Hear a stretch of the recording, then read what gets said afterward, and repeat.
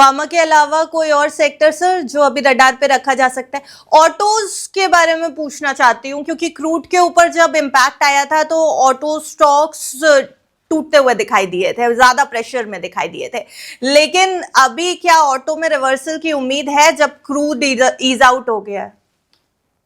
देखिए, अभी भी कोई भी कंफर्मेशन हमें क्रूड पे नहीं दिख रहा है ईज आउट होते हुए। ऑफ कोर्स $120 के बाद से अभी 91 $92 पे चल रहा है, बट अभी भी कहीं पे भी सर क्लैरिटी सुबह नहीं। $86 तक गया था, थोड़ी उम्मीद तो दे दीजिए कि महंगाई कम रहेगी। सर देखिए अनिमा, यहाँ पे जो चीज के ऊपर ओवरऑल वॉर हो रही है वहां पे वो डिफिकल्ट है। ऑफ कोर्स यूएस की कमेंट थी, ट्रम्प ने सोशल पे किया हुआ था कि हम क्रूड की स्टेट ऑफ हॉर्मोज से हम देखेंगे कि पूरी तरीके से ऑयल की ट्रेडिंग प्रॉपरली हो जहाँ पे क्रूड इफेक्ट नहीं हो। बट ये इंपॉर्टेंट है ना कि आगे ईरान के स्टेप्स कैसे रहेंगे। तो ऑफ कोर्स जो चीज वॉलेटिलिटी में हम वहां पे स्ट्रेट अवे कमेंट करना थोड़ा डिफिकल्ट रहेगा। ऑफ कोर्स $86 तक गया था, बट हमने पुल बैक भी देखा हुआ है वहां पे, 8.5% डाउन था ओवरऑल देखा जाए तो, अभी भी 8% डाउन जितना है कुछ। बट इंपॉर्टेंट है ये स्पाइक टॉप बन गया है तो बहुत अच्छी बात होगी क्रूड के लिए। करंट लेवल्स के आसपास भी साइडवेज मोमेंटम अगर क्रूड ऑयल में दिखता है तो अच्छी बात है हमारे लिए ओवरऑल अगर देखा जाए तो। बट ऑटो पे हम देख रहे हैं कि ऑटो पे ये दूसरा गैप डाउन हुआ है स्ट्रेट अवे 29,000 के टॉप बनने के बाद।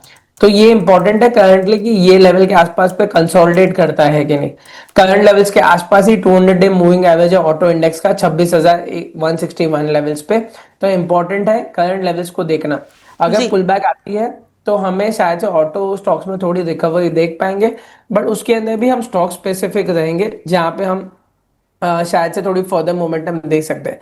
तो जो कमर्शियल व्हीकल स्पेस है, आइशर मोटर्स है, अशोक लेलैंड है, जो ऑलरेडी बड़े ट्रेंड में ऑलरेडी हम लॉन्ग में पहले भी थे, तो उससे वही स्टॉक्स में हम लॉन्ग बने रहेंगे। पैसेंजर व्हीकल्स अभी भी कंफर्मेशन नहीं दिख रही हमें।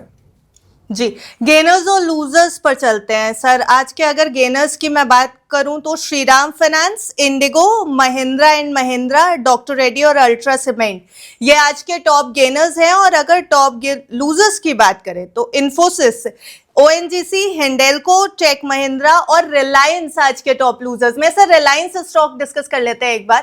बड़ा हाथी कहा जाता है बाजार का, अगर मोमेंटम जो है वो नेगेटिव हो जाएगा तो बाजार के ऊपर प्रेशर ज्यादा पड़ता है।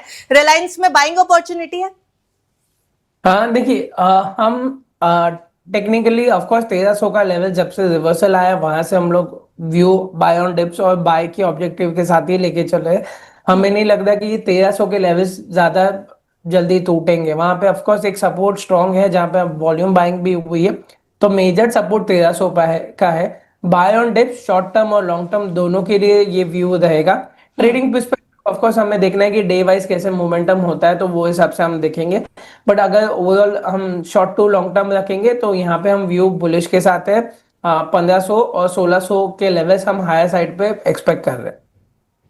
जी, एनर्जी मार्केट में थोड़ा दबाव नजर आ रहा है क्या?